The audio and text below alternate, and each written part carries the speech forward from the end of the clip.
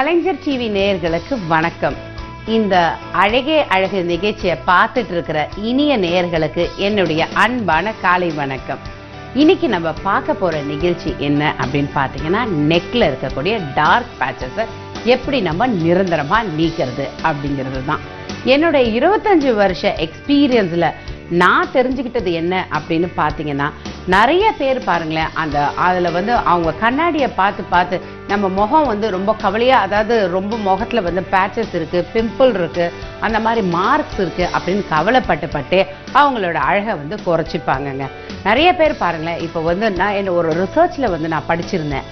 அதில் பார்த்தீங்கன்னா 120 மணி நேரம் ஒரு வருஷத்தில் பெண்கள் கண்ணாடியை பார்த்தே அவங்க அதை அவங்க ரசிச்சுட்டு இருக்கிறாங்க. கண்ணாடியை பார்த்து அவங்களோட அழகை ரசிக்கிறதுல தப்பே இல்லைங்க. பட் கண்ணாடியை பார்த்து நம்ம அழகை பற்றி நினச்சி கவலைப்படுறது தான் ரொம்ப ரொம்ப தப்புங்க. நம்ம பாருங்களேன், அதாவது நம்ம ஒரு பூவை தனியாக பார்த்தா அது ஒரு அழகுங்க. ஆனால் ஒரு பூந்தோட்டத்தையே பார்க்கும்பொழுது அது ஒரு தனி அழகு.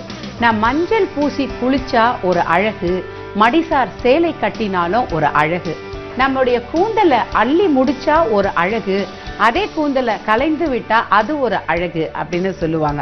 நம்ம பாருங்களேன், அந்த காலத்துலலாம் பெண்களை பார்த்தீங்கன்னா நல்ல முகத்துல மஞ்சளை இழைச்சி நிறைய கை நிறைய அப்படியே பூசிக்கிட்டு முகத்துல கழுத்துல கால் வரைக்கும் அவங்க மஞ்சள் பூசிட்டு இருப்பாங்க. அதுவே ஒரு இயற்கையா பார்த்தீங்கன்னா நல்ல ஆன்டி ஆக்சிடென்ட்டா இருந்தது. பட் இப்பெல்லாம் பார்த்தீங்கன்னா எங்கே நம்ம எதுவுமே நம்ம ஒன்லி அந்த மேக்கப் காஸ்மெட்டிக்ஸ் அந்த காம்பேக்ட் அந்த மாதிரி தான் நம்ம போட்டு நம்ம அழகு நம்ம பண்ணிக்கிறோம். ஸோ அதனால இந்த மாதிரி ப்ராப்ளம்ஸ் எல்லாம் வருது. வளையல் போட்டுக்கிற மாதிரி கழுத்தில் ஒரு கருவளையம் வந்துடுச்சே அப்படின்னு கவலைப்படாதீங்க. நேராக வாங்க, நம்ம அந்த நெக் ட்ரீட்மெண்ட் எடுத்துக்கிட்டு க்யூர் பண்ணிக்கோங்க. இன்னைக்கு நம்ம பார்க்க போகிறதும் அந்த நெக் டார்க் பேச்சஸ் ட்ரீட்மெண்ட் தாங்க.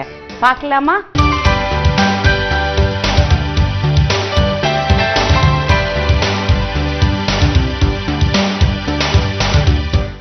ஸோ ஃபர்ஸ்ட் நெக் ட்ரீட்மெண்ட் அப்படின்னு எடுக்கும்போது இவங்களுக்கு பாருங்கள், ஃபேஸ் ரொம்ப ஃபேராக இருக்குது, ஆனால் நெக்கு ரொம்ப டார்க்காக இருக்குது அப்படின்னு ரொம்ப ஃபீல் பண்ணுறாங்க. ஸோ அவங்களுக்கு இந்த ட்ரீட்மெண்ட் நம்ம ஃபஸ்ட்டு கிளென்ஸ் பண்ணுறோம். கிளென்ஸ் பண்ணிவிட்டு அந்த இதில் ஆரஞ்சு பீல் போடுறோம். ஃபர்ஸ்ட்டு ஸ்கின் லைட்டனிங், அந்த லைட்னிங் பண்ணுறதுனால, அந்த ப்ளீச் பண்ணுறதுனால அந்த டார்க் பேச்சஸோட அப்படியே ஸ்கின் நல்லா அந்த சன் டேனெல்லாம் ரிமூவ் பண்ணிடும். ஆஃப்டர் தட் அவங்களுக்கு 1 by 1 நம்ம அதை க்ரீம் எப்படி அப்ளிகேஷன் பண்ண போகிறோம் அப்படிங்கிறத பார்க்குறோம். So causes for neck dark patches அப்படின்னு பார்த்தீங்கன்னா, எதனால் இந்த மாதிரி டார்க் பேச்சஸ் வருது அப்படின்னு நிறைய பேர் ஃபீல் பண்ணுவாங்க. நிறைய பேருக்கு ஒரு கேள்வியாக கேட்டுட்டு இருக்கிறாங்க. ஸோ அதனோட மெயின் ரீசன் என்னன்னு பார்த்தீங்கன்னா, கெமிக்கல் ரியாக்ஷன்ஸ் ஆஃப் செயின் அப்படின்னு நம்ம சொல்லுவோம். நம்ம கழுத்தில் போடுற அந்த பவுடர்லேயும் அண்ட் நம்ம போடக்கூடிய அந்த தங்க நகையில் இருக்கக்கூடிய ரசாயனங்களும் சேர்ந்து அவங்களுக்கு கெமிக்கல் ரியாக்ஷன் நமக்கு கிடைக்குது. அண்ட் தென் அவங்களுக்கு சன் டேன்னால, அந்த யூவி ரே சன் டேன்னால இந்த மாதிரி நெக்கில் டார்க் பேச்சஸ்லாம் வருது. அது மட்டும் இல்லைங்க, நெக்கில் டார்க் பேச்சஸ் வர்றதுக்கு பார்த்தீங்கன்னா நிறைய நம்ம ஆர்டிஃபிஷியல் ஜுவல்லரி வேர் பண்ணிக்கிறதுனால கூட இந்த மாதிரி நெக்கில் டார்க் பேச்சஸ் வரும். அண்ட் சம்டைம்ஸ் பாருங்கள், நிறைய பேர் ரொம்ப ஹெவி கோல்டு ஜுவல்லரி எல்லாம் போட்டுட்டு இருப்பாங்க. அந்த ஹெவி ஜுவல்லரி போடும்போது அதனால் அலர்ஜி ஆகி ஸ்கின்ல நிறைய லேயர்ஸ் மாதிரி டார்க்காக பேச்சஸ்லாம் வரும். ஸோ மோஸ்ட்லி பாருங்கள், ரொம்ப லைட் வெயிட் செயின் நம்ம யூஸ் பண்ணிக்கிறது நல்லது. அண்டு செயின் அந்த கழுத்தில் அந்த பவுடர்லாம் நம்ம அடிக்கடி போகிறதுனால அந்த செயினில் அந்த பவுடர்லாம் அந்த டஸ்ட்டு அக்யூமுலேட் ஆகிறதுனால அதனால கூட அவங்களுக்கு டார்க் பேச்சஸ்லாம் வரும். ஸோ அப்படி இருக்கிறவங்க weekly twice, at least weekly once in a week or once in 15 days கூட நம்ம அந்த செயினை எடுத்துட்டு நல்லா சோப்பில் சோக் பண்ணிவிட்டு ப்ரஷ் போட்டு க்ளீன் பண்ணிவிட்டு நம்ம செயின் போட்டாக்கா நல்லா நமக்கு அந்த ஸ்கின்ல அலர்ஜி அது எஃபெக்ட் ஆகாமல் இருக்கும். அண்ட் இந்த நெக்கில் அப்படின்னு பார்க்கும்போது நிறைய இந்த ஆர்டிஃபிஷியல் ஜுவல்லரி, கோல்டன் ஜுவல்லரி இதனாலையும் மாத்திரம் இல்லாமல் ஹெல்த் வைஸ் கூட நமக்கு அஃபெக்ட் ஆகுங்க. சச் அஸ் உங்களுக்கு டயபெட்டிக் பேஷண்ட்ஸ் இருந்தாலும் சரி இந்த மாதிரி நெக் பேச்சஸ் ஃபார்ம் ஆகும். அதே மாதிரி அவங்களுக்கு ஹார்மோன்ஸ் சேஞ்சஸ்னால வரும். தைராய்டு ப்ராப்ளம் இருக்கவங்க எல்லாருக்குமே இந்த மாதிரி பேச்சஸ் ரொம்ப லேயராக பரவ ஆரம்பிச்சிடும் பாருங்களேன்.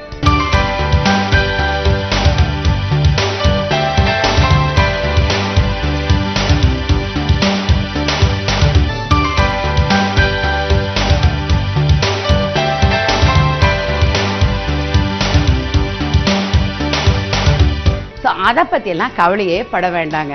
இப்போ இருக்கக்கூடிய இந்த ட்ரீட்மெண்ட் அந்த டிபெண்ட்ஸ் அவங்களுக்கு எவ்வளோ டார்க் சர்க்கிள்ஸ் ஃபார்ம் ஆகியிருக்கோ அதுக்கு தகுந்த மாதிரி நம்ம 1 by 1 சிட்டிங்ஸ் எடுத்துக்கலாம். லைக் ஃபார் உங்களுக்கு பார்த்தீங்கன்னா ஒரு 10 சிட்டிங்ஸ் எடுத்துக்கிட்டிங்கன்னா கம்ப்ளீட்டாக க்யூர் ஆகிடும். ஒரு சிலருக்கு ரொம்ப மைல்டாக இருந்தால் அவங்க வந்து ஒரு 5 சிட்டிங்ஸ் எடுத்துக்கிட்டால் போதும். ரொம்ப லைட் ஸ்டார்டிங் ஸ்டேஜ் அப்படின்னு சொல்லும்போது ஒரு 2 சிட்டிங்ஸ்லேயே கம்ப்ளீட்டாக க்யூர் ஆகிடுங்க. ஆனால் நெக்கில் ரொம்ப டார்க் பேச்சஸ் ஒரு ஃபார்ம் லேயர்ஸாக இருக்குது அப்படின்னு சொன்னால் க்ரீம் நம்ம யூஸ் பண்ணியே ஆகணுங்க. அவங்களோட நெக்கை ஸ்கின் டெஸ்ட் பண்ணிவிட்டு செக் பண்ணிவிட்டு அதுக்கு தகுந்த மாதிரி அவங்களுக்கு வந்து அந்த க்ரீம்ஸ் வந்து நாங்கள் சஜஸ்ட் பண்ணுவோம். ஸோ ஒரு க்ரீம் ஒரு நைட்டு ஒரு க்ரீமை போடுவோம், மறுநாள் மார்னிங் வந்து இன்னொரு லோஷன் ஒன்று கொடுப்போம், அதே நெக்ஸ்ட் டே நைட்டு இன்னொரு க்ரீம் கொடுப்போம். இந்த க்ரீமை பெர்மனெண்ட்டாக யூஸ் பண்ணணும் அப்படிங்கிறது கிடையவே கிடையாதுங்க. இட் இஸ் ஃபார் 1 கோர்ஸ் அப்படின்னு மாத்திரம்தான் நம்ம சொல்லுவோம். அந்த க்ரீம்ஸை வெளிநாட்டில் இருந்து வர வச்சிருக்கிறதுனால அது வந்து மேஜிக் மாதிரி அந்த க்ரீம் போட்ட உடனே உங்களுக்கு வித்தின் 15 டேஸ் அந்த பிளாக் கலர் அந்த ஸ்பாட்ஸு அந்த லேயர்ஸ் அப்படியே உதிர்ந்து கீழே விழுந்துட்டு நெக்கு நல்ல ஃபேராக ஸ்கின்னு ஃபேஸுக்கு மேட்சாக அப்படியே ஈவன் டோன் நமக்கு கிடைக்க ஆரம்பிச்சிடும். ஸோ அப்போது அதுக்கு ஒரே ஒரு சிட்டிங் யூஸ் பண்ணிட்டாலே அந்த ட்ரீட்மெண்ட் எடுத்துக்கிட்டு அதுக்கப்புறம் அந்த ட்ரீட்மெண்ட்டுக்கு தகுந்த மாதிரி அந்த க்ரீமில் வந்து மிக்சிங் ரேஷியோ மிக்ஸ் பண்ணி நம்ம கொடுக்கறதுனால ஈஸியாக ஸ்கின்னுக்கு அது நல்லா செட் ஆகி இம்மீடியட்டாக ஸ்கின்ல வந்து இட் வில் ஸ்டார்ட் ஸ்டிமுலேட்டிங் நல்லா ஆக்டிவேட் ஆகி அந்த ஸ்கின்ல இருக்க டார்க் பேச்சஸ் எல்லாமே ரிமூவ் ஆகிடுங்க. ஸோ இந்த ட்ரீட்மெண்ட் முடித்த உடனே இந்த BHA அப்படின்னு சொல்லி இருக்கக்கூடிய ஹெவி பிக்மெண்டேஷன் லோஷன் இது. ஸோ இந்த லோஷனை நெக்கில் அப்ளை பண்ணிவிட்டு அதுக்கப்புறம் அதை அப்படியே நம்ம வைப் பண்ணிட்டாக்கா நல்லா இந்த மாதிரி எந்த பிக்மெண்டேஷன் இருந்தாலும் இம்மீடியட்டாக அதுக்கு இன்ஸ்டண்ட்டாக அவங்களுக்கு ரிலீஃப் வந்து நல்லாவே தெரிய ஆரம்பிச்சிடும்.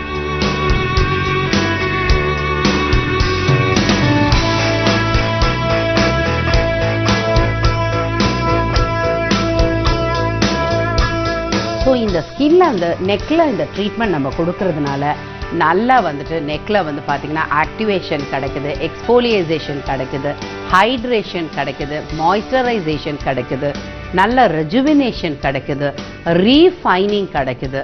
இது வந்து பண்ணும் பொழுது இந்த மிஷின் நம்ம கொடுக்கும் பொழுது பார்த்திங்கன்னா அல்ட்ராசவுண்டில் அது வந்து ஸ்டார்ட் ஸ்டிமுலேட்டிங் நல்லா உங்களுக்கு கிடைக்குது.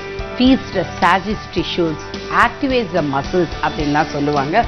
ஸோ இதெல்லாம் பண்ணும்பொழுது உங்களுக்கு நல்ல ரிலாக்ஸேஷனும் கண்டிப்பாக கிடைக்குங்க. நல்ல சர்க்குலேஷன் இம்ப்ரூவ் ஆகும்போது நல்ல ஸ்டிமுலேஷன் கிடைக்குது.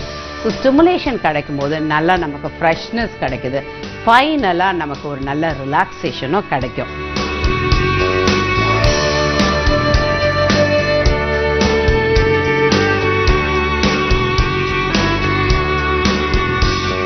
இப்போ பாருங்க ஃபைனலாக அவங்களுக்கு சீவீட் ரிச் விட்டமின் பேக் வந்து அவங்களுக்கு போட்டுருக்குறோம்.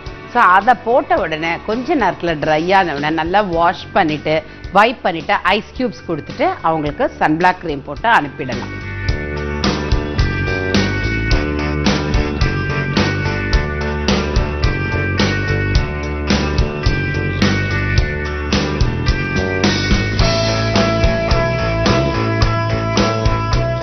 Whatever happened is happened. என்னைக்குமே பாருங்களேன், we should get strength to face the problem அப்படின்னு சொல்லுவாங்க. மன வலிமையை நம்ம மேம்படுத்திக்கிட்டா நம்ம வாழ்க்கையும் மேல மேல மேம்படுத்திக்கிட்டே போகும் பாருங்க. ஸோ இன்னைக்கு நம்ம சொல்ல போற உங்களுக்கு பியூட்டி டிப்ஸ் என்ன அப்படின்னு பார்த்தீங்கன்னா, நெக் டார்க் பேச்சஸ்க்கு என்ன நம்ம மூலிகையால எப்படி நம்ம வீட்லயே கியூர் பண்ண போறோம் அப்படிங்கிற ரிசல்ட்ஸ், அந்த டிப்ஸ் தான் உங்களுக்கு நான் சொல்ல போறேன். அதாவது கோதுமை தவிடு அப்படிங்கிறத எடுத்துக்கிட்டு அதை 1 டேபிள் ஸ்பூன் எடுத்துக்கிட்டு அதோட ஓட்ஸ் இருக்கு இல்லைங்களா, அந்த ஓட்ஸையும் எடுத்துக்கணும்.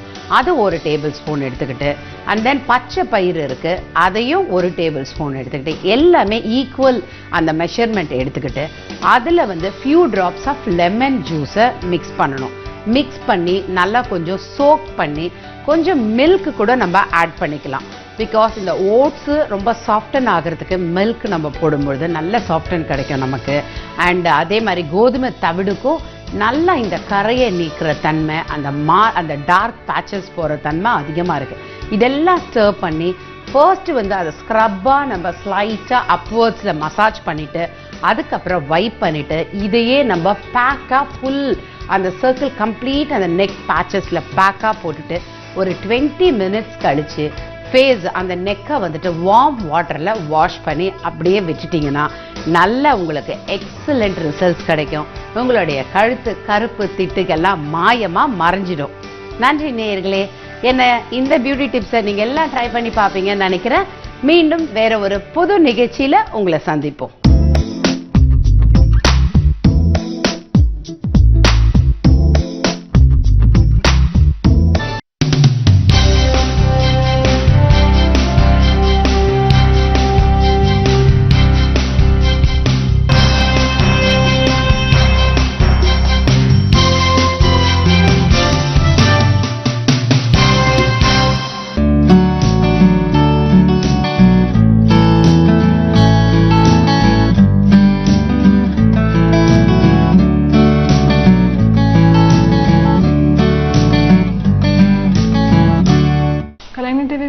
வணக்கம். இந்த வாரம் நம்ம நீர்க்கட்டி ஓவரியில் அதாவது முட்டைப்பையில் வந்து உற்பத்தியாகிற நீர்க்கட்டி பற்றி நம்ம பேசிகிட்டு இருக்கோம். ஸோ அந்த நீர்க்கட்டி எந்த ரீசன்ஸ்க்காக வருது, அதை எப்படி மேனேஜ் பண்ணலாம், என்ன சிம்டம்ஸ் அதை காஸ் பண்ணோம், இதை பற்றிலாம் நம்ம டிஸ்கஸ் பண்ணிட்டு இருந்தோம். இப்போது சில ஸ்பெஷல் சுச்சுவேஷன்ஸில் இந்த நீர்க்கட்டியோட மேனேஜ்மெண்ட் கொஞ்சம் டிஃப்ரெண்ட்டாக இருக்கும். அதை பற்றி இன்றைக்கி பார்க்கலாம். இப்போது பொதுவாக நீர்க்கட்டின்றது ஹார்மோன் ஸ்டிமுலேஷனால் வரும். அதாவது இந்த ரீப்ரொடக்டிவ் ஏஜ் குரூப், அதாவது 15 இயர்ஸ்லேருந்து 45 இயர்ஸ் வரைக்கும் இந்த மாதம் ஓவரி மேலே அந்த ஹார்மோன்ஸோட எஃபெக்ட்னால இந்த நீர்க்கட்டி உற்பத்தி ஆகிறதுக்கு வாய்ப்பு ஜாஸ்தி. ஸோ இதே நீர்க்கட்டி நம்ம வந்து 55 வயசுக்கு மேலே, அதாவது போஸ்ட் மெனபாசல் ஏஜ் குரூப்பில் நம்ம இந்த நீர்க்கட்டி டயக்னோஸ் பண்ணோன்னா அப்போது இந்த நீர்க்கட்டி வந்து கேன்சரஸ் நீர்க்கட்டியாக இருக்கிறதுக்கு வாய்ப்பு கொஞ்சம் ஜாஸ்தி. ஸோ கொஞ்சம் கேர்ஃபுல்லாக மானிட்டர் பண்ணி கேர்ஃபுல்லாக ட்ரீட் பண்ணுறதுக்கு நம்ம கொஞ்சம் ஜாக்கிரதையாக இருக்கணும். இப்போது சப்போஸ் வந்து 55 வயசுக்கு மேலே இந்த மாதிரி லோவர் அப்டமன் பெயின், அடிவெல்ல ரொம்ப கனமாக இருக்குது, ஹெவினஸ் லோவர் அப்டமன், இந்த மாதிரி சிம்டம்ஸோடு சில சமயம் வந்து சொல்லுவாங்க. இல்லைனா வந்து அப்டமன் கர்த் அதிகமாக இருக்குது, வயிறே கொஞ்சம் பெருசான மாதிரி இருக்குது, இந்த மாதிரி சிம்டம்ஸ் சொல்லுவாங்க. சில பேருக்கு வந்து வயிறில் வந்து ஏதோ ஏதாவது கட்டி மாதிரி ஃபீல் ஆகுது, பெல்விஸில் ஏதோ கட்டி மாதிரி ஃபீல் ஆகுது, இந்த மாதிரி சிம்டம்ஸ் இருக்கும். ஆர் போஸ்ட் மெனபாசல் ப்ளீடிங், அதாவது ப்ளீடிங் ஒரு வருஷம் நின்று போனதுக்கப்புறம் சில சமயம் ப்ளீடிங், ஸ்பாட்டிங், இந்த மாதிரி பிரச்சனைங்க வந்து சொல்லுவாங்க. வேறு நம்ம ஜாக்கிரதையாக இருக்க வேண்டிய சிம்டம்ஸ் வந்து அன்எக்ஸ்பிளைன்டு வெயிட் லாஸ், அதாவது நம்ம எந்த காரணம் இல்லாமே வெயிட் கடகடன் குறைஞ்சதுன்னா, இல்லை ரொம்ப வீக்னஸ், டயர்ட்னஸ், இந்த மாதிரி சிம்டம்ஸ்லாம் இருந்தால் நம்ம இந்த மாதிரி பிரச்சனைகளுக்கு வந்து ஒன் ஆஃப் த ரீசன்ஸ் வந்து ஓவேரியன் சிஸ்ட், அதாவது ஓவரியில் நீர்க்கட்டி பிரச்சனை. ஸோ இந்த மாதிரி சிம்டம்ஸ்ன்னு வந்தாங்கன்னா நம்ம வந்து டெஸ்ட் பண்ணும் போது அல்ட்ராசவுண்ட் ஸ்கேன் கூட பண்ணி ஓவரியில் நீர்க்கட்டி இருக்கான்னு பார்க்கணும்.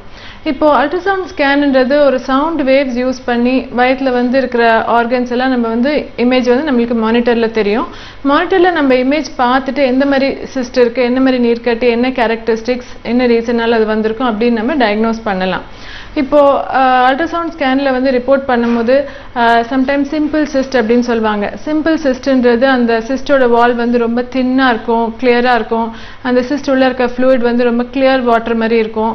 அண்ட் ஒரு சிங்கிள் சிஸ்ட், ஒரே ஒரு சிஸ்ட் தான் இருக்குது, அதோட சைஸ் வந்து 4 to 5 சென்டிமீட்டர்ஸோட கம்மியாக தான் இருக்கும்.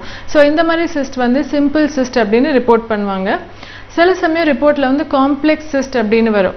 காம்ப்ளெக்ஸ் சிஸ்ட்ன்றது எப்போ சொல்லுவோம்னா, அந்த சிஸ்ட் வால் ரொம்ப திக்காக இருக்குது, இல்லைனா அதில் கொஞ்சம் ப்ரொஜெக்ஷன்ஸ் மாதிரி இருக்குது, இல்லைனா அந்த சிஸ்ட்லேயே மல்டி லாக்குலர், அதாவது மல்டிபிள் கம்பார்ட்மெண்ட்ஸ், மல்டிபிள் சேம்பர்ஸோட இருக்குன்னா இது பேர் காம்ப்ளெக்ஸ் சிஸ்ட்னு சொல்லுவாங்க.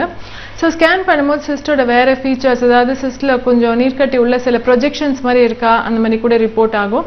இல்லை சிஸ்டோட டைப், அதாவது உள்ளுக்குள்ளே வந்து சாலிட் ஏரியாஸ், சில ஏரியாஸ் வந்து திக்காக இருக்கிற மாதிரி இருக்கா, இந்த மாதிரி டீட்டெயில்ஸ் கூட நம்மளுக்கு ஸ்கேனில் தெரிய வரும். ஸோ இந்த சிஸ்டோட கேரக்டரிஸ்டிக்ஸ் வச்சு நம்ம வாட் டைப் ஆஃப் சிஸ்ட்ன்றது கொஞ்சம் ஒரு ஐடியா நம்மளுக்கு கிடைக்கும். அண்ட் இந்த மாதிரி காம்ப்ளெக்ஸ் சிஸ்ட்ன்றது பார்த்தா இன்னொரு ஓவரியில் கூட 2 ovary, right and left ovary இருக்கும். ஸோ ஒரு ஓவரியில் நம்ம சிஸ்ட் அப்படின்னு டயக்னோஸ் பண்ணோம்னா இன்னொரு ஓவரியில் கூட ஏதாவது சிஸ்ட் இருக்கான்னு நம்ம ரொம்ப முக்கியமாக பார்க்கணும். அண்ட் அது இல்லாமல் கேன்சர்னு ஒரு டவுட் வந்ததுன்னா வேற எங்கேயாவது பரவி இருக்கா, அதாவது மெட்டாஸ்டேசிஸ் அப்டமன் உள்ள எங்கேயாவது பரவி இருக்கான்றது கூட ஐடென்டிஃபை பண்ணுறது ரொம்ப இம்பார்ட்டன்ட். அண்ட் ஸ்கேனில் நம்மளுக்கு இன்னொரு விஷயம் கூட தெரிய வரும், அதாவது அந்த ஓவரிக்கு சுற்றி தண்ணி கோத்துட்டு இருந்துச்சுன்னா அது பேர் அசைட்டிஸ் அப்படின்னு பேர். ஸோ அசைட்டிக் ஃப்ளூயிட் கூட இருக்கான்னு நம்மளுக்கு இந்த ஃபீச்சர்ஸ்லாம் நம்மளுக்கு ஸ்கேனில் தெரிய வரும். இந்த ஸ்கேன் டீட்டெயில்ஸ் வச்சுட்டு நம்ம வந்து வேறு கொஞ்சம் டெஸ்ட் கூட பண்ணுவோம். அதாவது CA125 and HE4 அந்த மாதிரி பிளட் டெஸ்ட் பண்ண வேண்டியிருக்கும். ஸோ கேன்சர் சிஸ்டாக இருந்ததுன்னா இந்த பிளட் டெஸ்ட் லெவல்ஸ் வந்து கொஞ்சம் அதிகமாக இருக்கும். இந்த CA125 HE4 லெவல்ஸ் அதிகமாக இருந்தது, இந்த ஸ்கேனில் கூட வந்து இந்த ஃபீச்சர்ஸ் இருந்ததுன்னா அப்போது இந்த டீட்டெயில்ஸ்லாம் வச்சு நம்ம ரிஸ்க் ஆஃப் மெலிக்னன்சி அப்படின்னு ஒரு ப்ரோட்டோகால் நம்ம ஃபார்முலேட் பண்ணலாம். அதாவது அவங்க ஏஜ் என்ன, மெனப்பாஸ் ஆயிடுச்சா, CA125 blood level எவ்வளோ இருக்குது, 35க்கு மேலே இருந்ததுன்னா அது அப்நார்மல் லெவல் அப்படின்னு சொல்லுவோம். அல்ட்ராசவுண்டில் ஸ்கேனில் வந்து என்ன கேரக்டரிஸ்டிக் ஃபீச்சர்ஸ் இருக்குது, இந்த டீட்டெயில்ஸ்லாம் வச்சு ரிஸ்க் ஆஃப் மெலிக்னன்சி அப்படின்னு நம்ம ஐடென்டிஃபை பண்ணலாம். இப்போ இந்த ரிஸ்க் ஆஃப் மெலிக்னன்சி வந்து ரொம்ப கம்மியாக இருந்தது, சிஸ்ட் சின்னதாக இருக்குது, ரொம்ப சிம்பிள் சிஸ்ட் அப்படின்னா இவங்களுக்கு வந்து என்ன ட்ரீட்மெண்ட்னா நம்ம வந்து வெறும் மானிட்டரிங் மட்டும் பண்ணால் போதும். அதாவது 3 மாதத்துக்கு ஒருக்க வந்து CA125 லெவல்ஸ் அண்ட் ஸ்கேன் பண்ணி அதே மாதிரி இருக்கா சிஸ்ட் இல்லைன்னா பெருசாதா அப்படின்னு பார்க்கலாம். முக்கால்வாசி அதாவது ஆல்மோஸ்ட் அபவுட் 70% ஆஃப் சிஸ்ட் வந்து 1 இயரில் கம்ப்ளீட்டாக டிஸப்பியர் ஆகிடும். இந்த ரிஸ்க் ஆஃப் மெலிக்னன்சி கொஞ்சம் ஜாஸ்தியாக இருந்தது, மாடரேட் இல்லைனா ஹை ரிஸ்க் ஆஃப் மெலிக்னன்சி அப்படின்னு வந்துச்சுன்னா நிச்சயமாக உடனே வந்து லேப்ரோஸ்கோபிக் ஆர் லேப்ராட்டமி சர்ஜரி கண்டிப்பாக நம்ம ரெக்கமெண்ட் பண்ணணும். சர்ஜரின்றது யூஸ்வலாக இந்த போஸ்ட் மெனபாசல் ஏஜ் குரூப், அதாவது 55 வயசுக்கு மேலே சர்ஜரின்னு ரெக்கமெண்ட் பண்ணும்போது யூஸ்வலாக ஒரு ஓவரியில் சிஸ்ட் பார்த்தா கூட 2 ஓவரியும் ரிமூவ் பண்ணுறது தான் ரெக்கமெண்டேஷன். ஏன்னா இந்த ஓவரியில் சிஸ்ட் நம்ம பார்த்தோன்னா கூட கொஞ்ச நாள் கழிச்சு இன்னொரு ஓவரியில் கூட சிஸ்ட் வரலாம். ஸோ 2 சர்ஜரி பண்ணுறதுக்கு பதில் நம்ம வந்து அந்த ஏஜ் குரூப்பில் வந்து சர்ஜரி பண்ணும்போது 2 முட்டைப்பையும் ரிமூவ் பண்ணுறது தான் ரெக்கமெண்டேஷன். கேன்சர் ரிஸ்க் ரொம்ப ஜாஸ்தியாக இருந்து நம்ம பண்ணுற டெஸ்ட்டில் வந்து இது கேன்சராக இருக்கிறதுக்கு வாய்ப்பு நிறையா இருக்குது அப்படின்னு வந்ததுன்னா full uterus removal, ovary removal எல்லாமே ஃபுல் லேப்ராட்டமி ப்ரொசீஜராக பண்ணணும். வேறு எங்கேயாவது சிஸ்ட் இந்த கேன்சர் பரவி இருக்கான்றது கூட நம்ம டெஸ்ட் பண்ணி பார்க்கணும். ஸோ நம்ம சர்ஜரின்னு பண்ணும்போது நம்ம சிஸ்ட் ரிமூவ் பண்ணும்போது நிச்சயமாக அந்த சிஸ்ட்டை வந்து டெஸ்டிங் பயாப்சி, அதாவது பெத்தாலஜி டெஸ்ட்டுக்கு அனுப்பிச்சு என்ன டைப் ஆஃப் சிஸ்ட் அப்படின்னு கண்டுபிடிக்கிறது ரொம்ப இம்பார்ட்டண்ட். ஸோ இதை வச்சு தான் வந்து ஸ்டேஜிங் அப்படின்னு சொல்லி இந்த ஸ்டேஜிங் தகுந்த மாதிரி நம்ம ஃபர்தர் ட்ரீட்மெண்ட் பிளான் பண்ணணும். ஸோ இந்த மாதிரி நம்ம ஓல்டர் ஏஜ் குரூப்பில் இந்த சிம்டம்ஸ் எல்லாம் சொன்னாங்கன்னா அது ஒன்றும் இல்லை அப்படின்னு விட்டுறாமல் நம்ம இந்த டெஸ்ட் எல்லாம் பண்ணி ஏர்லியராக நம்ம டயக்னோஸ் பண்ணி இந்த ட்ரீட்மெண்ட் ப்ரோட்டோகாலை ஃபாலோ பண்ணால் ஏர்லி டயக்னோசிஸ் அண்ட் ஏர்லி ட்ரீட்மெண்ட்டில் வந்து லாங் டேர்ம் அவுட்கம் இம்ப்ரூவ் ஆகிறதுக்கு ரொம்ப சான்சஸ் நிறையா இருக்குது. ஸோ நம்ம போஸ்ட் மெனபாசல் ஏஜ் குரூப்பில் சிஸ்ட் வந்து எப்படி டீல் பண்ணுறதுன்னு பற்றி பேசணும். இன்னொரு சிச்சுவேஷன், அதாவது ஃபர்டிலிட்டி ட்ரீட்மெண்ட்டுன்னு வரும்போது கூட இந்த சிஸ்ட் நிறையா இருக்கிறதுக்கு வாய்ப்பு இருக்குது. பொதுவாக வந்து ஒவேரியன் சிஸ்டே வந்து நீர்க்கட்டியே வந்து கொஞ்ச நாள் விட்டால் 2-3 மாதம் விட்டால் அதுவே டிஸப்பியர் ஆகிடும், அதுவே காணாம போய்டும், ரிசால்வ் ஆகிடும். பட் ஃபர்டிலிட்டி ட்ரீட்மெண்ட் நம்ம பண்ணும்போது நம்ம ட்ரீட்மெண்ட் கொடுக்கும் போது, அதாவது ஓவிலேஷன் இண்டக்ஷன் மெடிகேஷன், அந்த முட்டைப்பையோட வேலை செய்ய தன்மை இன்க்ரீஸ் பண்ணுறதுக்கு டேப்லெட்ஸ் இன்ஜெக்ஷன்ஸ் போடும்போது அந்த ட்ரீட்மெண்ட்னாலேயே சில சமயம் சிஸ்ட் உற்பத்தி ஆகிறதுக்கு வாய்ப்பு இருக்குது. இப்போ ஒரு தடவை நம்ம ட்ரீட்மெண்ட் பண்ணும்போது சம்டைம்ஸ் சிஸ்ட் ஃபார்ம் ஆச்சுன்னா 2 months 3 months வெயிட் பண்ண முடியாது. அண்ட் நெக்ஸ்ட் ட்ரீட்மெண்ட் நம்ம பிளான் பண்ணும்போது சிஸ்ட் பார்த்தோன்னா அப்போது சிஸ்ட் ஆஸ்பிரேஷன் ஒரு அல்ட்ராசவுண்ட் கைடன்ஸில், அதாவது ஸ்கேன் மூலிமா நம்ம விஷுவலைஸ் பண்ணி அந்த சிஸ்ட்டை வந்து ஃப்ளூட்லாம் ரிமூவ் பண்ணி ஃபர்தர் ட்ரீட்மெண்ட்டுக்கு ப்ரொசீட் பண்ணுவோம். அதே மாதிரி எண்டோமெட்ரியோட்டிக் சிஸ்ட்ன்ற பிரச்சனை இருக்கும்போது கூட ஃபர்டிலிட்டி ட்ரீட்மெண்ட் பண்ணும்போது இந்த சிஸ்ட்டை ரிமூவ் பண்ணதுக்கப்புறம் ஈவன்தோ பேஷண்ட்டுக்கு வேறு எதுவும் பெயினோ இல்லைன்னா வேறு எதுவும் பிரச்சனை இல்லாட்டி கூட அந்த எண்டோமெட்ரியோசிஸ் இருந்ததுன்னா சில சமயம் அந்த முட்டைப்பையோட வேலை செய்கிற தன்மை, முட்டை உற்பத்தி ஆகிற தன்மை, எக் குவாலிட்டி எல்லாம் காம்ப்ரமைஸ் ஆகிடுறதுக்கு வாய்ப்பு இருக்குது. ஸோ ஃபர்டிலிட்டி ட்ரீட்மெண்ட் பண்ணும்போது நம்ம அந்த எண்டோமெட்ரியோட்டிக்ஸ், அதாவது ரத்தக்கட்டை இருந்துச்சுன்னா அதை ரிமூவ் பண்ணிவிட்டு ஃபர்தர் ட்ரீட்மெண்ட்டுக்கு ப்ரொசீட் பண்ணுவோம். அண்ட் சில சமயம் அகைன் சிம்டம்ஸ் எதுவும் இருக்காது, ஆனால் சிஸ்ட் பெருசாக இருந்ததுன்னா அந்த டியூபும் அந்த ஓவரியோட ஓவரியன் ரிலேஷன்ஷிப் மாறிடுச்சு, அந்த டியூபுக்கும் ஓவரிக்கும் நடுவில் சிஸ்ட் இருந்துச்சுன்னா அந்த சுச்சுவேஷனில் கூட சிஸ்ட் ரிமூவ் பண்ண வேண்டியிருக்கும். ஸோ இந்த மாதிரி பொதுவாக எல்லாருக்கும் சிஸ்ட் இருந்துச்சுன்னா உடனே சர்ஜரி உடனே ரிமூவ் பண்ணுறோன்றது அவசியம் கிடையாது. ஒருத்தரோட ஏஜ், அவங்களுக்கு என்ன சிம்டம்ஸ் இருக்குது, என்ன ரீசன்ஸ்க்காக நம்மக்கிட்ட ட்ரீட்மெண்ட் வந்திருக்காங்க, அண்ட் சிஸ்டோட கேரக்டரிஸ்டிக் ஃபீச்சர்ஸ் என்ன, அது க்ரோ ஆதா அப்படியே ஸ்டாப் ஆதா, இந்த மாதிரி ஃபீச்சர்ஸ்லாம் வச்சு தான் நம்ம ட்ரீட்மெண்ட் பிளான் பண்ணணும். இப்போ இன்னும் ஒரு ஸ்பெஷல் கண்டிஷன், அதாவது ப்ரெக்னன்சி டைமில் சிஸ்ட் இருந்தால் அதை எப்படி டீல் பண்ணுறதுன்னு பற்றி நாளைக்கு பேசலாம்.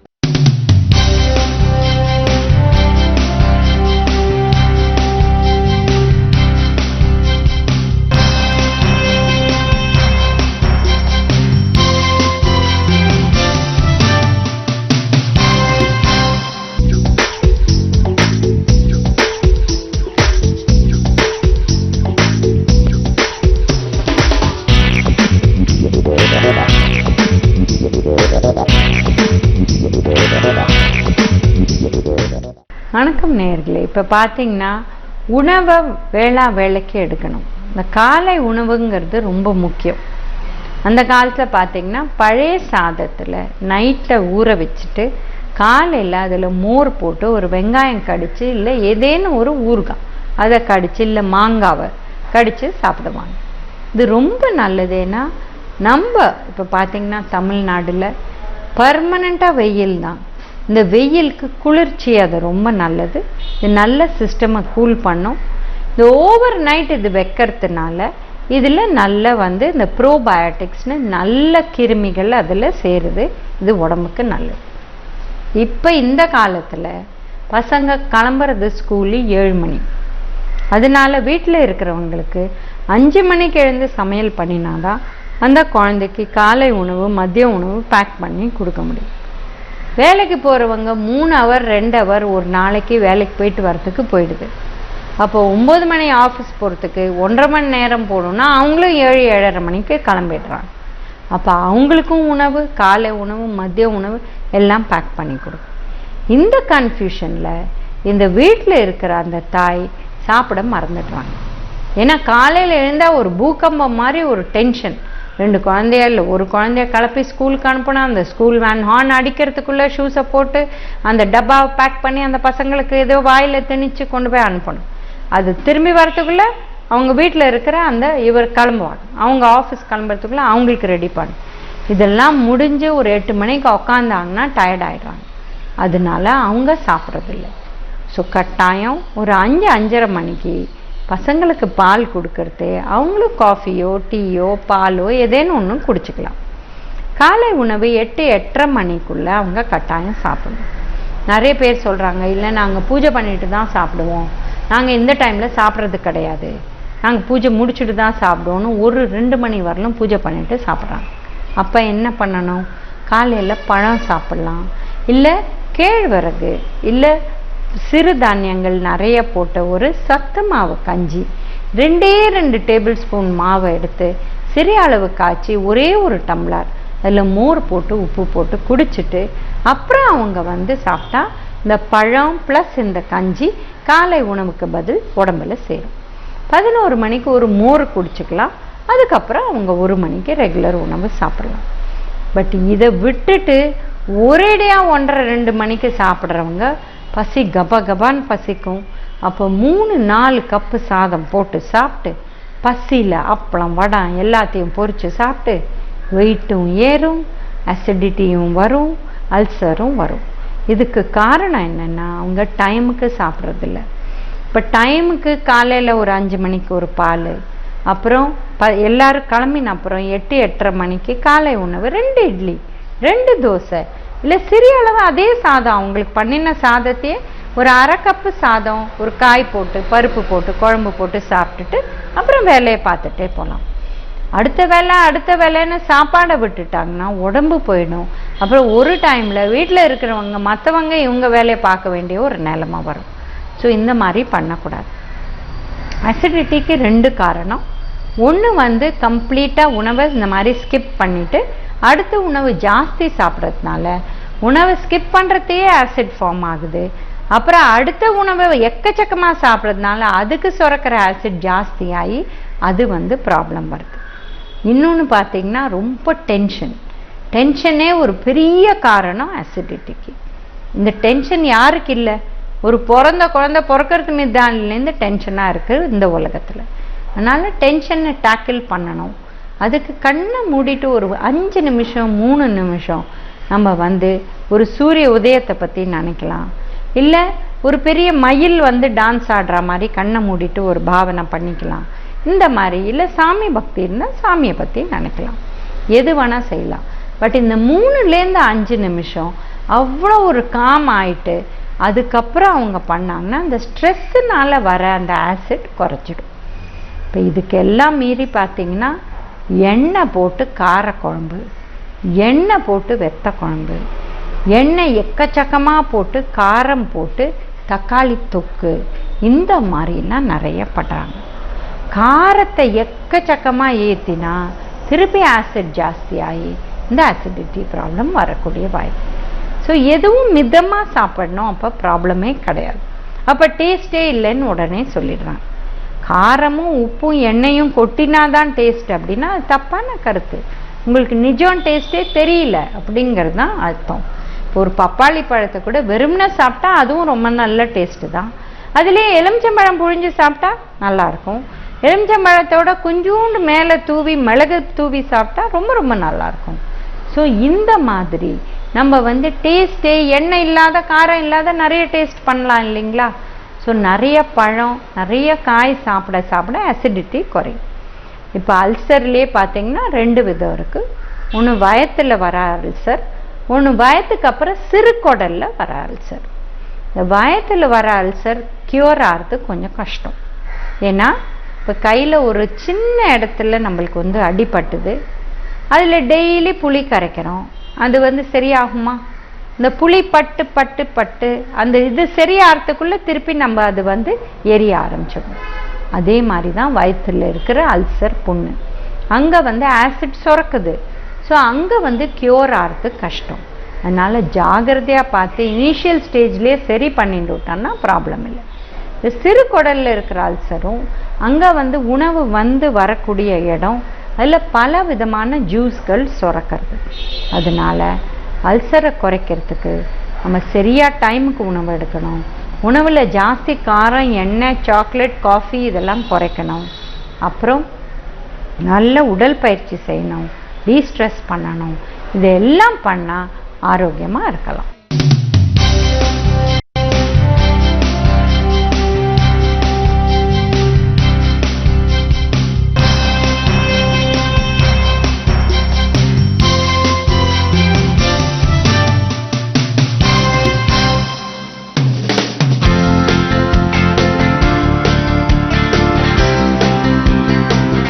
வணக்கம் கலைஞர் தொலைக்காட்சி நேயர்களே.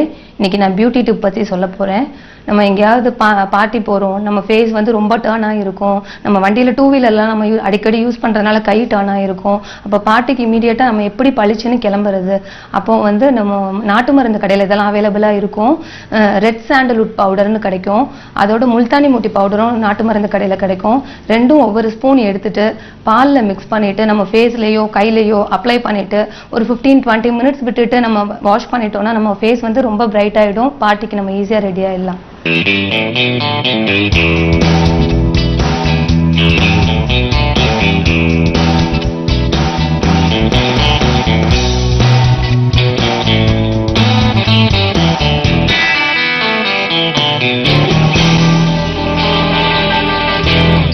கலைஞர் டிவி நேயர்களுக்கு வணக்கம். கலைநயம் பகுதியில் போன எபிசோடில் நம்ம சோட்டா கிரிஷ் எப்படி பெயிண்ட் பண்ணுறது அப்படின்றத பார்த்துட்டு இருந்தோம். அந்த டிசைனில் 2 ஃபிகர்ஸ் இருந்தது. ஒரு ஃபிகரான சோட்டா கிரிஷ் நம்ம பெயிண்ட் பண்ணி முடிச்சிட்டோம். இப்போ பக்கத்தில் இருக்கிற கேர்ள் ஃபிகர் பெயிண்ட் பண்ண போகிறோம்.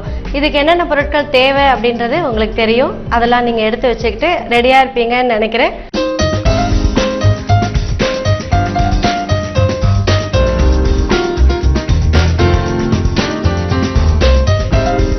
இப்போ நம்ம பெயிண்ட் பண்ண ஆரம்பிக்கலாம். அதுக்கு முன்னாடி தேவையான பொருட்கள் சொல்லிடுறேன். தேவையான பொருட்கள் canvas, trace, yellow carbon, fabric paint, brushes, pencil.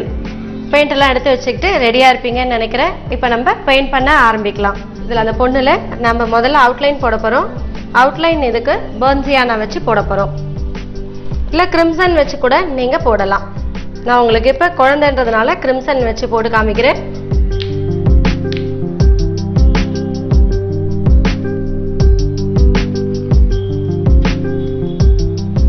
நம்ம இது மாதிரி அவுட்லைன் போடும்போது முதல்ல முகத்துலேருந்து ஆரம்பிச்சுக்கோங்க.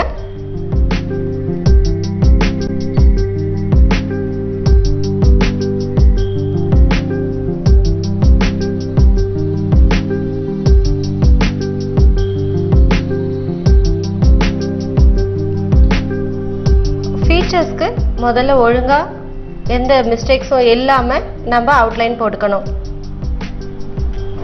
அதுக்கு 00 இல்லைன்னா 000 ப்ரஷ் வச்சு நீங்க அப்ளை பண்ணிக்கலாம்.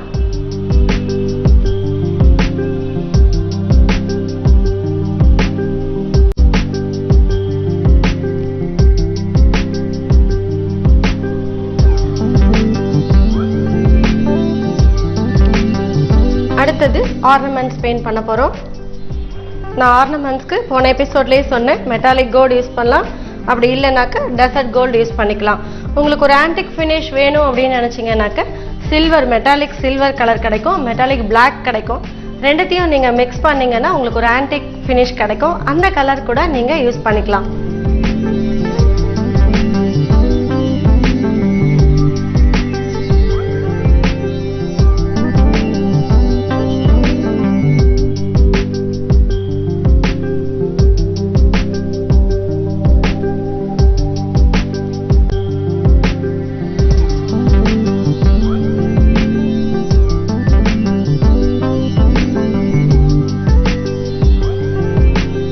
அடுத்தது பாவாடை பெயிண்ட் பண்ண போகிறோம்.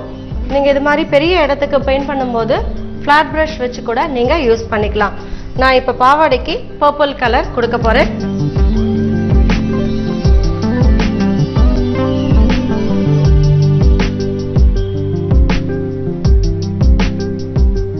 எப்பயுமே இது மாதிரி பெரிய ப்ரஷஸ் போடும்போது நீங்கள் வந்து அப்ளை பண்ணும்போது ரொம்ப கேர்ஃபுல்லாக உங்கள் கையில் வந்து ஒரு கண்ட்ரோல் இருக்கணும்.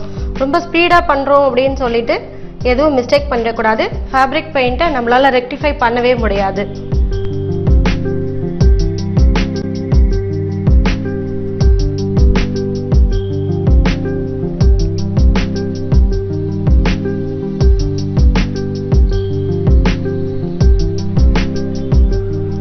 இதுலேயே உங்களுக்கு எப்படி ஷேட் பண்ணணும் அப்படின்றதையும் நான் இப்போ காமிக்க போகிறேன்.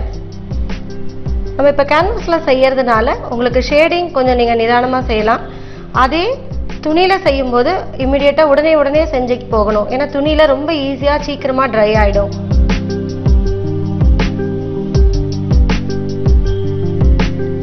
இதிலே நீங்கள் ஒயிட் கலர் வச்சு கூட ஷேட் பண்ணலாம். ஆனால் நான் வந்து பிங்க் எடுத்து இதுக்கு ஷேட் பண்ண போகிறேன்.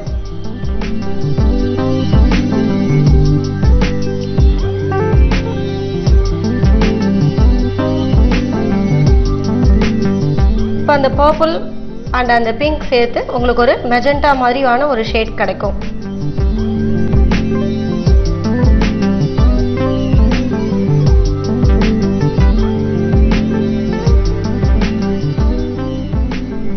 அடுத்தது அதோடைய பார்டருக்கு என்ன டிசைன் பண்ணலாம் அப்படின்றத பார்க்கலாம்.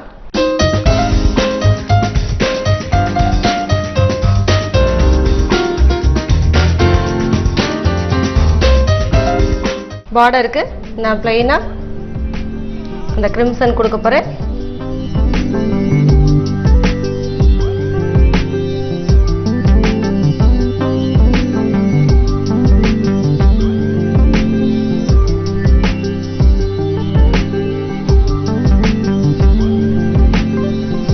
அடுத்தது அவருடைய சட்டைக்கும் பிங்க் கொடுக்குறேன், அதாவது கிரிம்சன் கொடுக்குறேன்.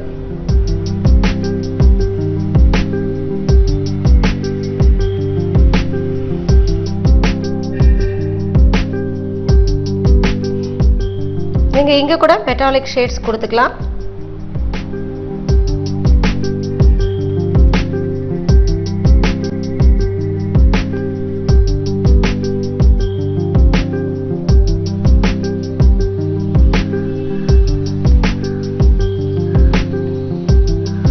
இப்போ லைட்டா ஒயிட் எடுத்து அந்த ஸ்லீவ்ஸ்க்குள்ள ஒரு 3D எஃபெக்ட் வர்றதுக்காக நம்ம லைட்டா ஒயிட் அப்ளை பண்ண போறோம்.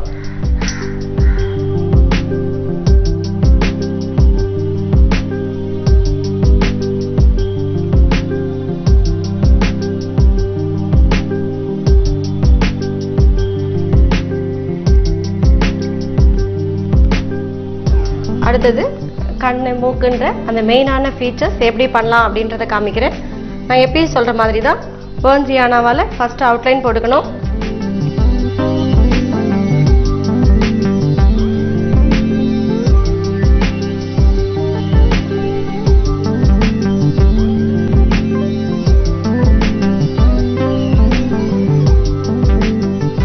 அதுக்கப்புறமா தான் பிளாக் லைன் போடணும்.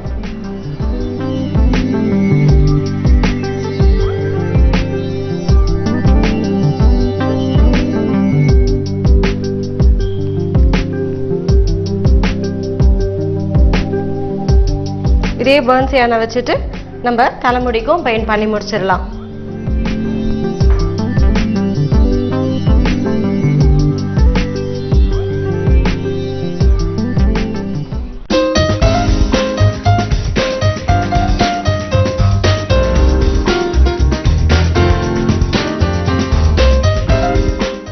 எப்பயுமே தலைமுடி போடும்போது ஃபர்ஸ்ட் பர்ன்சியானா பேஸ் கொடுத்துருங்க.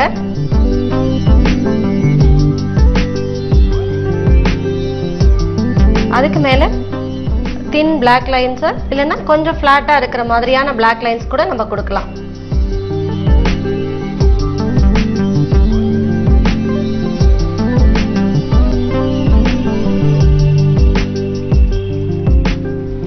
அது ட்ரை ஆகிறதுக்கு முன்னாடி ஸ்கின் கலர் கொடுக்க போறோம்.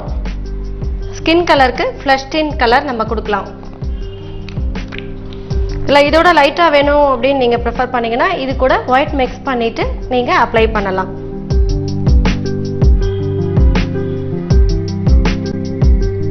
ஃபேப்ரிக் பெயிண்ட் அப்படின்றதுனால இதுக்கு தனியா ஒரு மீடியம் தேவையில்லை. நீங்க உங்க வீட்டில் இருக்கிற தண்ணியே கொஞ்சமா லைட்டா யூஸ் பண்ணிக்கலாம்.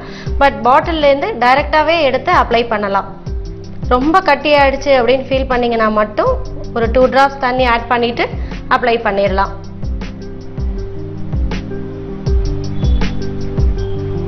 எப்பயுமே ஃபேப்ரிக் பெயிண்ட் பாட்டில்ஸ் எல்லாத்தையுமே நீங்க நிமித்தி வைக்காம நல்லா மூடிட்டு கவுத்து வைங்க.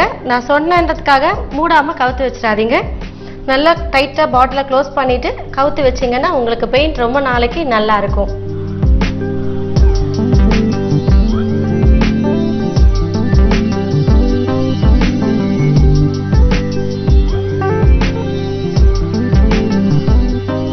ஒவ்வொரு ஃபீச்சர்ஸா நம்ம பெயிண்ட் பண்ணிக்கிட்டே இருக்கோம்.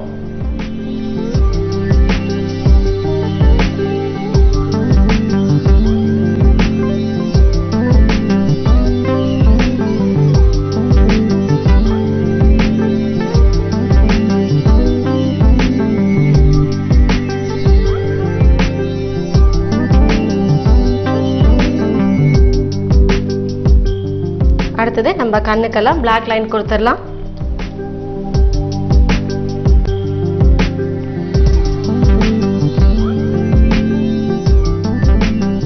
எப்பயுமே டார்க் கலர் எடுக்கும்போது ரொம்ப குறைவான பெயிண்ட் எடுங்க.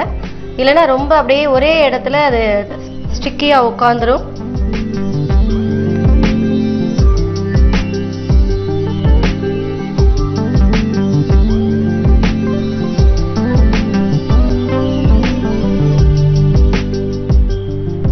ஒன்ஸ் நம்ம பிளாக் எடுக்கும்போது எங்கெல்லாம் பிளாக் தேவையோ அங்க எல்லா இடமும் நம்ம அப்ளை பண்ணிட்டே வந்துடலாம். இப்போ ஹேர்ல கொடுக்க வேண்டிய தின் லைன்ஸும் நம்ம கொடுக்க போறோம்.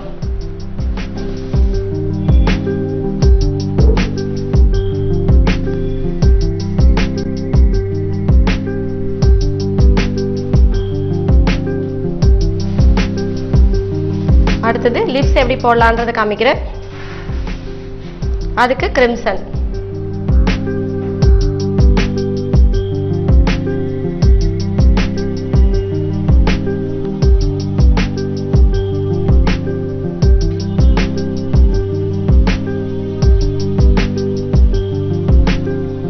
பேஸ்கெட் எப்படி போடலாம் அப்படின்றத காமிக்கிறேன். பேஸ்கெட்க்கு நமக்கு எல்லோ ஆக்கர் வேணும்.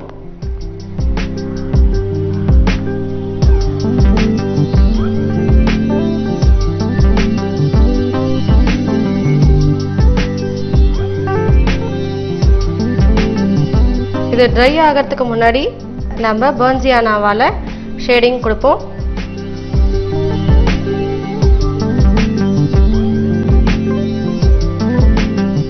இது அப்படி கார்னர்ஸ்ல கொடுத்தீங்கனாலே போதும்.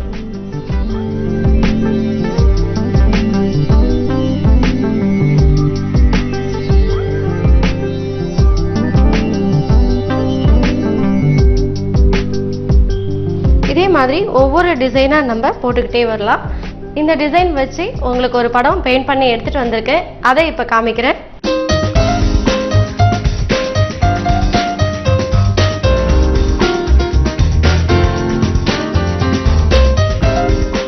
உங்களுக்கு இந்த ரெண்டு ஃபிகரும் வச்சு ஒரு படம் பெயிண்ட் பண்ணி நான் எடுத்துட்டு வந்திருக்கேன். அதை இப்ப பாருங்க. லாஸ்ட் எபிசோட்ல நான் சொல்லி கொடுத்த சோட்டா கிரிஷ், இந்த எபிசோட்ல சொல்லி கொடுத்த அந்த கேர்ள் ஃபிகர் ரெண்டுத்தையும் அதே காம்பினேஷன்ல பெயிண்ட் பண்ணிட்டு வந்திருக்கேன். இதே மாதிரி நிறைய ஃபிகர்ஸ் உங்களுக்கு நெட்ல இருக்கு, இல்லைன்னா புக்ஸும் நிறைய கிடைக்குது. அதை வாங்கி நீங்க ப்ராக்டிஸ் பண்ணுங்க. இதுல கார்ட்டூன் ஸ்டைல் அப்படின்றதுனால ஃபிகர்ல நம்ம ரொம்ப டிஃபைன் பண்ணாம சாதாரணமா போட்டிருக்கோம். அதை முதல்ல நீங்க நல்லா ப்ராக்டிஸ் பண்ணீங்கன்னா உங்களுக்கும் ரொம்ப ஈஸியா இருக்கும். இதுல இருக்கிற டிசைன்ஸ் எல்லாம் நம்ம முன்னாடி பழைய எபிசோட்ஸ்ல நிறைய அப்ளை பண்ணியிருக்கோம். அதுதான் நான் இங்க போட்டு காமிச்சிருக்கேன். இதை நீங்க போட்டு ப்ராக்டிஸ் பண்ணிடுங்க. அடுத்த எபிசோட்ல வேற ஒரு விஷயத்தோட வந்து சந்திக்கிறேன். நன்றி, வணக்கம்.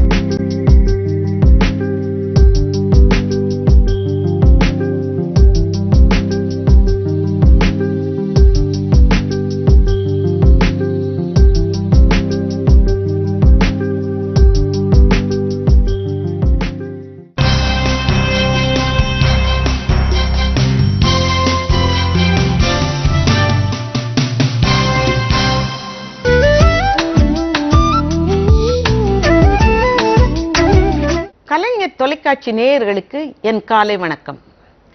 இதுவும் உங்களுக்காக ஒரு பொருளாதார கவிதை, ஒரு சின்ன கவிதை, பொருளாதார கவிதை. தலைப்பு ஏராளமயமாக்கல். ஏராளமயமாக்கல். உலகம் சிறிதாய் போனது, உலகம் சிறிதாய் போனது, வணிகம் பெரிதாய் போனது, வணிகம் பெரிதாய் போனது. சிறுவணிகன் சிரித்து போனான், சிறுவணிகன் சிரித்து போனான், பெருவணிகன் பெருத்து போனான், பெருவணிகன் பெருத்து போனான். இதுதான் உலகமயமாக்கலா? இதுதான் உலகமயமாக்கலா? இதுதான் தாராளமயமாக்கலா? ஏழை இன்னமும் ஏழையாகிறான், ஏழை இன்னமும் ஏழையாகிறான். பணக்காரன் இன்னமும் பணக்காரனாகிறான், பணக்காரன் இன்னமும் பணக்காரனாகிறான். உணவு, உடை, உறைவிடம், உணவு, உடை, உறைவிடம். இம்மூன்றும் உலக மக்களுக்கு அவசிய தேவை. உணவு, உடை, உறைவிடம். இம்மூன்றும் உலக மக்களுக்கு அவசிய தேவை. அவசர சட்டம் போடுங்கள் உலகளவில், அவசர சட்டம் போடுங்கள் உலகளவில். அதுதான் உண்மையான தாராளமயமாக்கல், அதுதான் உண்மையான தாராளமயமாக்கல். மற்றதெல்லாம் ஒரு சிலரை ஏராளமயமாக்கல், மற்றதெல்லாம் ஒரு சிலரை ஏராளமயமாக்கல். சிந்தியுங்கள், செயல்படுங்கள். நன்றி, வணக்கம்.